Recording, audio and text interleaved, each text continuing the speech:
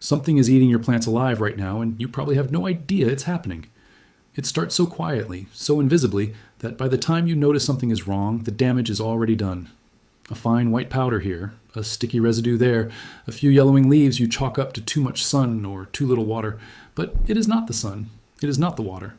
It is something fey, or more sinister, something that has been silently colonizing every stem, every leaf, every root of the plant you have been carefully nurturing for months. It is the mealybug, one of the most destructive, most stubborn, and most underestimated garden pests on the planet. And before you reach for an expensive chemical spray that might do more harm than good, you need to understand exactly what you're dealing with, because this enemy is smarter than it looks. Mealybugs belong to the family Pseudococcidae, and they are soft-bodied insects that feed on plants by piercing the tissue and sucking out the sap, the very lifeblood of your plant. They are masters of disguise, covering themselves in a waxy, white, cotton-like coating that makes them look almost harmless, almost like a bit of fluff that landed on your plant by accident. But do not let that fool you.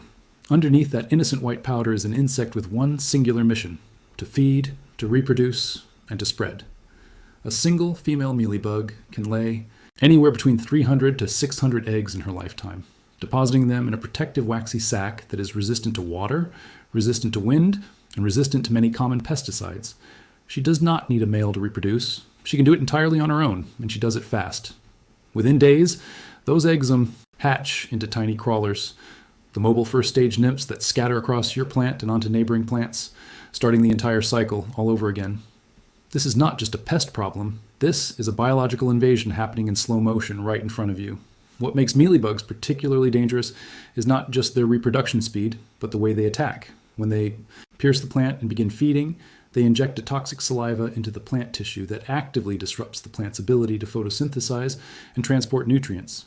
So even if only a handful of mealybugs are present, they are already poisoning the plant from the inside. The result is that characteristic yellowing, the wilting, the stunted growth, the leaves that curl inward as though the plant is trying to protect itself from something it cannot fight. And then there's the honeydew, a sticky, sugary waste product that mealybugs excrete as they feed. This honeydew coats the leaves and stems, and within days it becomes the perfect breeding ground for a black fungal infection called sooty mold. Now your plant is not just being eaten alive, it is also slowly suffocating under a layer of black fungus that blocks sunlight from reaching the leaves. And if that were not enough, sooty mold acts as a beacon attracting ants that actually protect mealybugs from their natural predators in exchange for access to that sweet honeydew. So now you have a full ecosystem of destruction growing on your plant, all started by one tiny white bug. Mealybugs do not discriminate. They attack ornamental houseplants, vegetable gardens, fruit trees, succulents, cacti, herbs, and even agricultural crops worth millions of dollars annually. They thrive in warm, humid conditions, which is why indoor plants are particularly vulnerable, especially during winter when you bring plants inside and the heating creates the exact climate mealybugs love. They hide in the most unreachable places, deep in the crown of the plant, along the undersides of leaves, inside the tight joints where stems meet branches, heave. In the underground, where the roots meet the soil. Root mealybugs are a particularly nasty variety because you cannot even see them. Your plant just slowly deteriorates from below, and by the time you figure out what is happening, the root system is compromised beyond recovery. This is why early detection is not just helpful, it is absolutely critical. There's also the power of garlic. Garlic contains sulfur compounds, most notably allicin, that are naturally toxic to many soft-bodied insects. To make a garlic spray, blend several cloves of garlic with water, strain out the solids, and dilute the liquid in a full liter of water with a few drops of dish soap.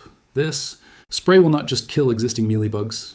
Its strong scent actively repels new ones from settling on the plant. It is best used in outdoor gardens where mealybug pressure is constant and where you want to create a chemical barrier that keeps pests away over time. But here is something that most people do not talk about. The fact that killing the bugs you can see is only half the battle. The invisible eggs, the crawlers hiding in the soil, the colony you missed under that one leaf you did not turn over, these will repopulate your plant within days if you do not maintain your treatment schedule. This is the single most common reason home remedies fail. People treat once, see improvement, and stop. 3 weeks later, the mealybugs are back in full force. You must treat consistently every 5 to 7 days for at least 4 to 6 weeks.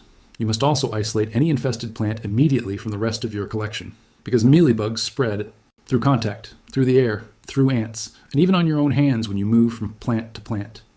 And after every treatment session, wash your hands thoroughly and clean any tools you used. Prevention is where the real power lies, and it is far easier than you think. Healthy plants resist mealybugs better than stressed ones, so the foundation of mealybug prevention is proper plant care. Adequate watering without waterlogging, appropriate fertilization, and enough light. Avoid over-fertilizing with nitrogen-heavy fertilizers, because the lush, soft growth this produces is exactly what mealybugs are attracted to. When you bring a new plant home, quarantine it for at least 2 weeks before placing it with your other plants, because nursery plants are one of the most common ways mealybugs enter a home. Inspect any plant gift or garden purchase carefully before it comes anywhere near your existing collection.